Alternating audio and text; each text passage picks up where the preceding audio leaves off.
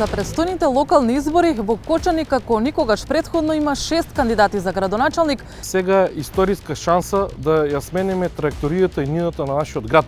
Да се направи вистинскиот избор кој кандидат треба да ја води општината. Воспротивно, ќе го добијат истото тоа што со години на назад го имаат. Точно дека сме во тешка трагедија, но мора да продолжиме. Резултатот мора да биде подобро Кочани. Тетовци на 19 октомври ќе може да бират меѓу 6 кандидати. А каде, ако не на пазар, човек може најдобро да слушне што му треба на градот. Довен рогот. Снабдувањето со вода за пиење. Предиметјот пунич. Скопје е мултиетнички град. Па за да се стане градоначалник вообичаено е потребна поддршка од сите или повеќето етникуми.